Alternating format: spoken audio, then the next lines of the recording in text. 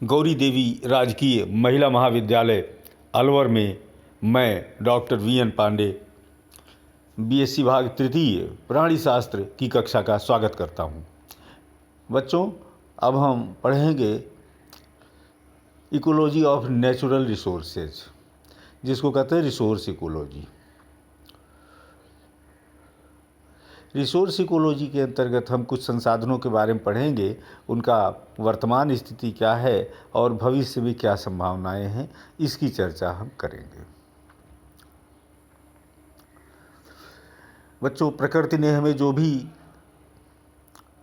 विभिन्न साधन उपलब्ध करवाए हैं और जो हमारे जीवन में किसी न किसी रूप में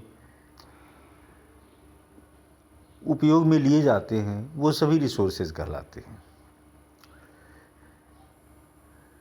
ये हमारे जीवन को संभव बनाते हैं और सुविधाजनक बनाते हैं।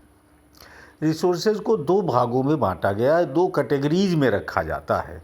एक तो ऐसे रिसोर्स हैं जिनको रीन्यूएबल रिसोर्सेज कहते हैं, ऐसे संसाधन जो कि एक बार ख़त्म हो जाए और उनको बार बार दोबारा नया बनाया जा सके, रिप्लेसमेंट जिनका संभव हो।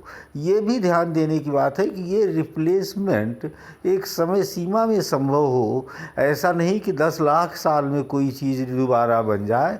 एक सामान्य व्यक्ति के जीवन काल में जो कुछ दोबारा बन सकता है वही रीन्यूएबल कहलाएगा। तो इस तरह से अगर आप देखें तो जैसे एग्रीकल्चरल क्रॉप्स हैं, ये रीन्यूएबल, हर साल उनको उगाया जा सकता है।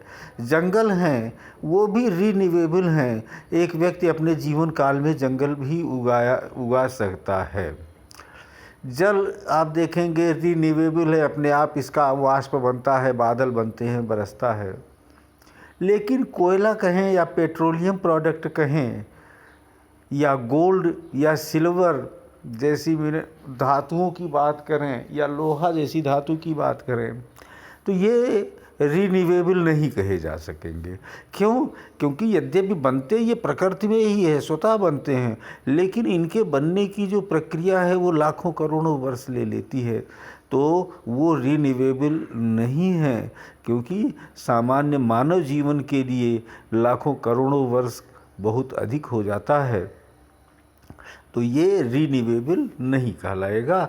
तो ऐसे रिसोर्सेज नॉन रीन्यूएबल रिसोर्सेज कहलाते हैं। एक शब्द आता है सस्टेनेबल डेवलपमेंट।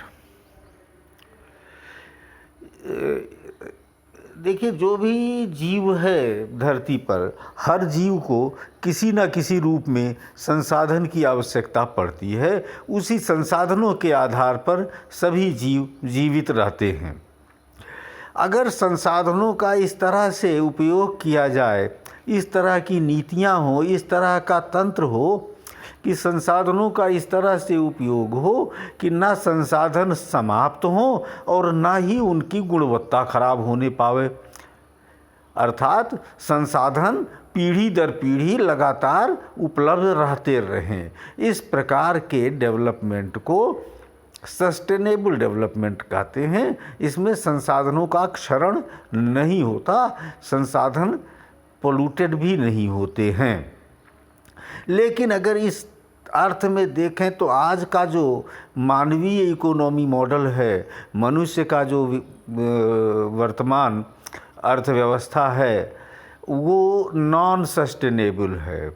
अर्थात इसमें हम क्या कर रहे हैं कि तेज़ी से आर्थिक विकास करना चाहते हैं और पृथ्वी के जो रिन्यूएबल सोर्सेज हैं और जो नॉन रिन्यूएबल सोर्सेज हैं, रिसोर्सेज हैं, इन सभी संसाधनों का बहुत तेज़ी से दोहन कर रहे हैं। या तो इनको समाप्त कर दे रहे हैं या इनको प्रदूषित कर दे रहे हैं। अर्थात अगली पीढ़ियों के लिए या तो संसाधन मिलेंगे नहीं, और मिलेंगे तो प्रदूषित अवस्था में मिलेंगे। ये हमारी मानव प्रजाति वर्तमान में कर रही है, जो कि सस्टेनेबल डेवलपमेंट नहीं है। तो आगे हम संसाधनों की बात करते हैं। और ये संसाधनों के बारे में पढ़ाए जाने का उद्देश्य भी यही है कि विद्यार्थियों को संसाधनों के बारे में जागरूकता आवे।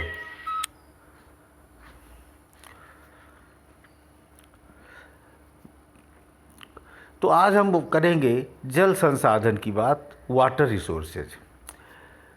हम जानते हैं कि जल जीवन के लिए बहुत महत्वपूर्ण है। जितने भी प्रकार के जीवित जीव हैं उन सभी को शरीर की फिजियोलॉजिकल एक्टिविटीज़ के लिए जल की आवश्यकता पड़ती है। कोशिका की बहुत सी क्रियाएं, लगभग सभी क्रियाएं जल पर आधारित हैं। पृथ्वी का लगभग 70% या इससे अधिक भाग पानी से ढका हुआ है, लेकिन वास्तव में मात्र 2.7% ही पानी ऐसा है जो फ्रेश वाटर है। और ये जो फ्रेश वाटर 2.7% बताया गया, इसका भी बड़ा हिस्सा ग्लेशियर और बर्फीले पहाड़ों के रूप में है। वो मनुष्य के उपयोग में काम नहीं आ सकता। तो मात्र 0.1% वाटर ऐसा है जो मानवीय उपयोग के लिए उपलब्ध है। वास्तव में ये 0.1% से भी कम मात्रा है जो मानवीय उपयोग के लिए उपलब्ध है। तो इस तरह से आप देख सकते हैं कि भले ही पृथ्वी का 70% भाग जल है, लेकिन मानवीय उपयोग के लिए इसका 0.1% से भी कम उपलब्ध है। ये जो जल है ये मनुष्य अपनी रोज़ाना की ज़रूरतों के लिए पूरा करता है, एग्रीकल्चर के लिए आवश्यकता पड़ती है, अपने पेट्स के लिए, पालतू जीवों के लिए या अन्य वाइल्ड एनिमल्स के लिए सबको जल की ज़रूरत पड़ती है। विभिन्न प्रकार की इंडस्ट्रीज़ के लिए भी जल की आवश्यकता होती है, और मानव अपने कई तरह के मनोरंजन में भी जल का उपयोग करता है। तो ये विभिन्न प्रकार के जल के उपयोग हैं। अगर पूरे जितना जो हमने बताया 0.1% से कम का जल जो उपलब्ध है, इसकी उपयोगिता के बारे में देखें तो लगभग 15% जल घरेलू कामों में प्रयोग होता है और 15% ही उद्योगों के लिए खर्च होता है। बचा हुआ 70% पानी एग्रीकल्चर या कृषि कार्यों के लिए, फसल उगाने के लिए प्रयोग में लिया जाता है। तो ये तो हमने वाटर की बात की। अब वाटर स्कार्सिटी अर्थात पानी की कमी क्या है, पानी की अभाव, पानी का अभाव, जल का अभाव क्यों है, क्या समस्या है, इसके बारे में बात करते हैं। हम जानते हैं कि जल रीन्यूएबल रिसोर्स है। जितने भी संसाधन हैं उसमें सबसे तेज़ी से रिन्यू होने वाला संसाधन जल ही है। जल समुद्र में जाता है या वाटर बॉडी में पहुंचता है, वहां से इवेपोरेट होता है, बादल बनता है और इस तरह से रिन्यूअल हो जाता है। लेकिन इस सब के बावजूद, जैसा मैंने बताया कि पृथ्वी पर जल की उपलब्धता 70% है, बहुत अधिक एरिया जल से भरा हुआ है। जल सबसे अधिक रिन्यूएबल है, अपने आप बिना किसी मानवीय श्रम के प्रकृति स्वयं इसका रिन्यूअल करती रहती है। लेकिन इसके बाद भी शुद्ध जल का मिलना विश्व के अनेक भागों में एक बहुत बड़ा मुद्दा है, बहुत बड़ी समस्या है। संयुक्त राष्ट्र की रिपोर्ट ये बताती है कि विश्व के लगभग 1/3 व्यक्ति, 3 में से 1 व्यक्ति ऐसी जगह पर रहता है जहां उसे वर्ष में कभी न कभी पानी का संकट झेलना पड़ता है। अर्थात विश्व के 3 में से 1 आदमी पानी की समस्या झेल रहा है। और एक बात और है कि लगभग आधी आबादी ऐसी है जिनको लगभग साल में 1 महीने के लिए पानी का संकट जरूर होता है। और अब हम देखें कि वर्तमान विश्व की आबादी जो है, जनसंख्या 750 करोड़ है, 750 करोड़ है, और ये 2050 तक 10 बिलियन हो जाएगी, 1000 करोड़ हो जाएगी। और इस तरह से जो जल की आज आवश्यकता है, यह आवश्यकता बहुत अधिक बढ़ जाएगी और बहुत अधिक बढ़ने पर स्थिति अलार्मिंग हो जाएगी, इसमें कोई संदेह नहीं है।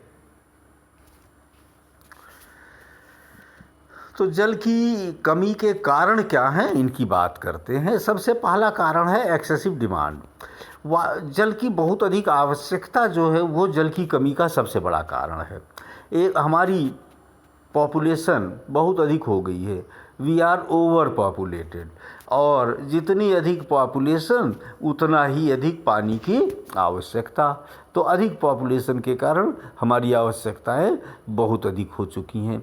दूसरी लाइफ स्टाइल की भी बात है। इस तरह की लाइफ स्टाइल है जिसमें हम पानी का अधिक उपयोग करते हैं और परिणाम स्वरूप कहीं पर पानी का अधिक उपयोग होता है तो कहीं पर पानी की कमी हो जाती है। तो ये एक तो अधिक उपयोग की बात है, अधिक मांग, डिमांड की बात है। दूसरा बड़ा कारण है क्लाइमेट चेंज। धरती पर क्लाइमेट में काफ़ी बदलाव हुआ है। इससे क्लाइमेट चेंज से जो वार्मिंग होती है, जिसको ग्लोबल वार्मिंग कहते हैं, वार्मिंग के कारण सरफेस वाटर का इवेपोरेशन तेज़ी से होता है और इस तरह से जो रिजर्वायर्स हैं, ताल हैं, झील हैं, डैम हैं, उनमें जल्दी से पानी इवेपोरेट हो जाता है, पानी की मात्रा कम हो जाती है। दूसरी बात ये है कि क्लाइमेट चेंज के कारण सूखा पड़ता है, गर्मी की लहर आती है जिसको लू कहते हैं। तो इन सब कारणों से भी जल की उपलब्धता प्रभावित होती है। और दूसरा, क्लाइमेट चेंज से बाढ़ आ जाती है, अनेक स्थानों पर समुद्र का स्तर भी बढ़ने लगता है। तो ये सब विभिन्न कारण हैं जो कि पानी की कमी जिसके कारण उत्पन्न हो जाती है। अगला कारण है पोल्यूशन। पानी की कमी ही सबसे बड़ी समस्या नहीं है। जो पानी उपलब्ध है वो भी पीने लायक नहीं है, प्रदूषित हो गया है, ये और बड़ी समस्या है। तो फ्रेश वाटर बॉडीज़, चाहे हमारे तालाब हों, पोखर हों, नदियाँ हों, इन सभी स्थानों पर प्रदूषण बहुत अधिक मात्रा में हो गया है। तमाम इंडस्ट्रियल वाटर, पोल्यूटेड वाटर ने अंडरग्राउंड वाटर को भी, धरती के नीचे जो पानी, वहाँ तक भी प्रदूषण पहुँचा दिया है। विभिन्न प्रकार के रसायन, विभिन्न प्रकार के फर्टिलाइजर्स, विभिन्न प्रकार के कीटनाशी, पेस्टिसाइड्स, और इस तरह से बहुत सारे पोल्यूटेंट्स, इन्होंने पानी की गुणवत्ता को खराब कर दिया है। पानी पीने के लिए उपयोगी नहीं रहा है और इतना प्रदूषित हो गया है कि कहीं कहीं सिंचाई के लिए भी उपयोगी नहीं रहा।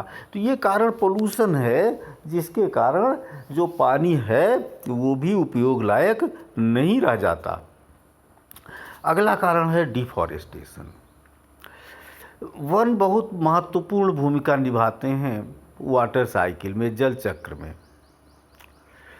जब पानी बरसता है तो बरसात के पानी को तेज़ी से बह करके जाने से रोकने का काम वृक्ष ही करते हैं और इसके कारण से पानी रुकता है। वहाँ पर पानी ग्राउंड में भी जाता है, अंडरग्राउंड वाटर का लेवल भी बढ़ता है और पानी इवेपरेट होकर के ऊपर भी जाता है। और इस तरह से दूसरी बात कि जो वन हैं वो जल की गुणवत्ता को भी सुधारते हैं। तो इस तरह से वनों का बड़ा महत्व है। और मनुष्य ने क्या किया कि वनों को काट दिया। वनों को काटने से अब जो पानी बरसता है वो रन ऑफ हो जाता है, तेज़ी से बह करके चला जाता है, न धरती को मिल पाता है और न प्रकृति को उपलब्ध हो पाता है, पौधों को उपलब्ध हो पाता है। तो और इसके कारण जो धरती की मिट्टी की सॉइल रिटेंशन कैपेसिटी है, वाटर होल्डिंग कैपेसिटी है, वो भी कम हो जाती है। परिणाम स्वरूप वहाँ पर धीरे धीरे रेगिस्तानी वातावरण बनने लगता है। पानी की मात्रा ग्राउंड वाटर में भी कम हो जाती है। तो ये सब विभिन्न कारण हमने चर्चा किए जिनके कारण जल का अभाव हो रहा है। जल के अभाव में क्या क्या समस्याएं उत्पन्न हो सकती हैं, इसकी भी चर्चा कर लेते हैं। सबसे बड़ी समस्या जो होगी जल के अभाव में वो भूखमरी है, क्योंकि कृषि से ही हमें भोजन प्राप्त होता है और कृषि में बहुत अधिक मात्रा में पानी की आवश्यकता होती है। अगर पानी नहीं रहेगा तो कृषि कम होगी, और कृषि कम होगी तो कृषि की पैदावार कम होगी, प्रोडक्टिविटी कम हो जाएगी, और प्रोडक्टिविटी कम होने का मतलब कि मानव को भूखे रहना पड़ेगा। दूसरी समस्या स्वास्थ्य से संबंधित हो सकती है।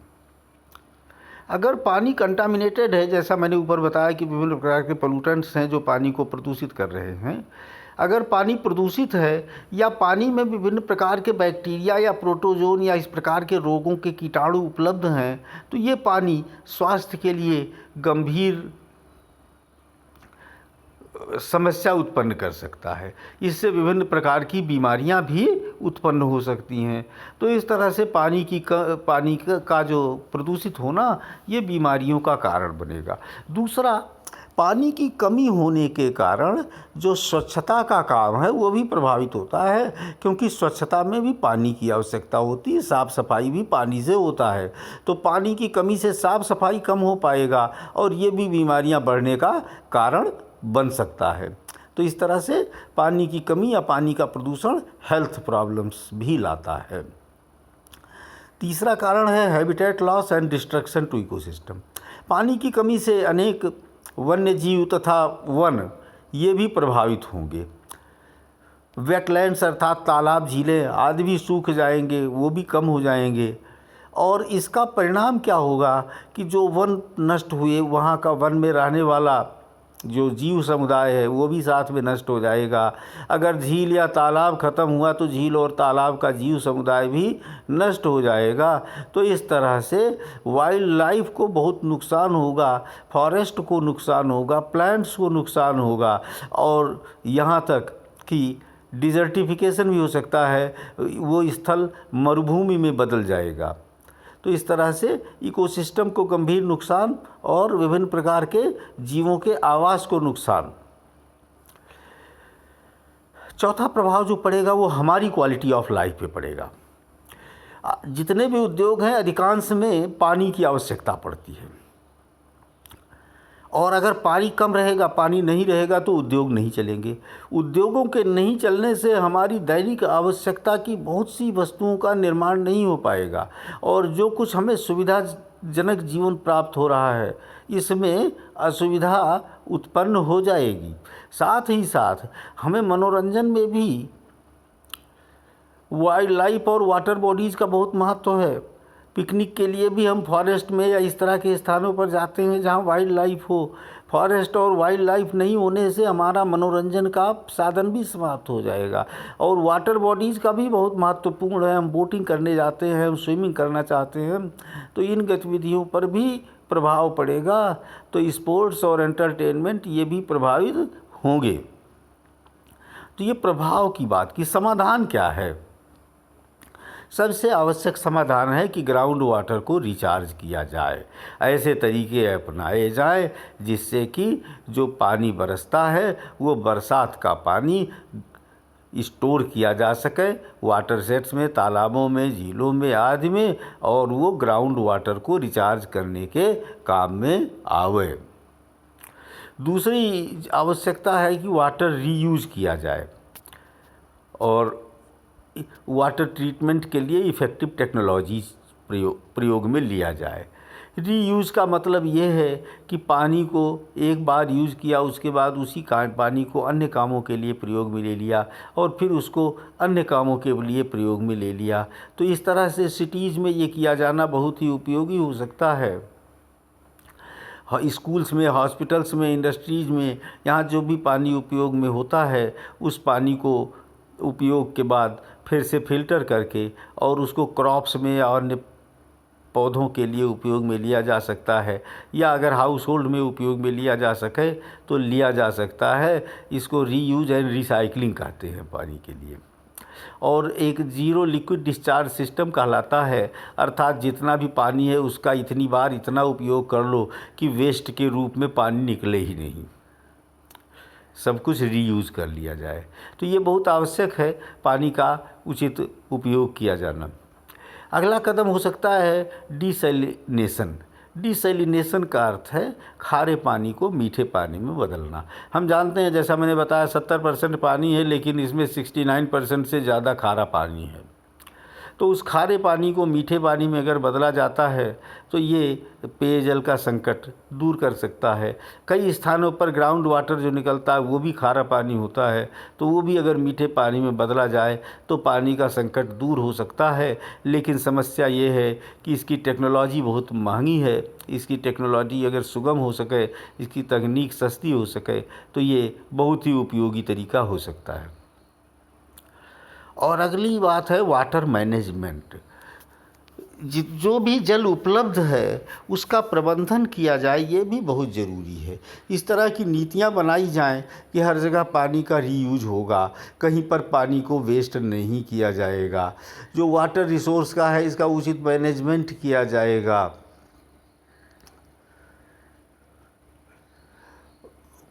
इसके लिए उचित कानून बनाए जाए। जो झीलें तालाब हैं इनको रीस्टोर किया जाए, पानी के प्रदूषण को रोका जाए। इस तरह की नीतियां बनाई जाए जिससे जल का उचित प्रबंधन किया जा सके। और अगला कदम है maintenance and repair of infrastructure. जो हमारा पानी का इंफ्रास्ट्रक्चर है, कहीं पर नहर के रूप में उपस्थित है, कहीं झील है, कहीं तालाब है, कहीं पाइपों के द्वारा पानी सप्लाई किया जा रहा है, इन सब को रिपेयर किया जाए, मेंटेन किया जाए, जिससे कहीं भी वाटर लॉस या वाटर लीकेज ना हो, क्योंकि लीकेज के द्वारा भी बहुत सारा पानी वेस्ट हो जाता है। तो इस तरह से वेस्ट भी बचे और कंटामिनेशन भी कहीं ना होने पाए, प्रदूषण भी ना होने पावे। तो वाटर बॉडीज़ को मेंटेन किया जाए, आवश्यकता अनुसार उनका रिपेयर किया जाए। और सबसे बड़ी आवश्यकता प्लांटेशन की, जैसा अभी हम ऊपर बता रहे थे कि डिफॉरेस्टेशन के कारण समस्या आई है, तो अफॉरेस्टेशन अर्थात पौधे लगाने से उस समस्या का निराकरण भी किया जा सकता है। तो अगर पौधे लगा जाते हैं, अफॉरेस्टेशन करते हैं, प्लांटेशन करते हैं, तो प्लांटेशन करने से पौधों के द्वारा पानी को रोका जाएगा, पानी को धरती के अंदर समाहित कराया जाएगा, ग्राउंड वाटर लेवल बढ़ेगा। तो इस तरह से प्लांटेशन करना एक बहुत महत्वपूर्ण कदम हो सकता है। तो बच्चों, ये हमने एक रिसोर्स वाटर की बात की, कल हम और किसी रिसोर्स की दूसरी बात करेंगे, सॉइल की बात करेंगे। धन्यवाद बच्चों। कोई प्रश्न हो तो आप व्हाट्सएप के माध्यम से, टेलीफोन के माध्यम से मुझसे पूछ सकते हैं। Thank you.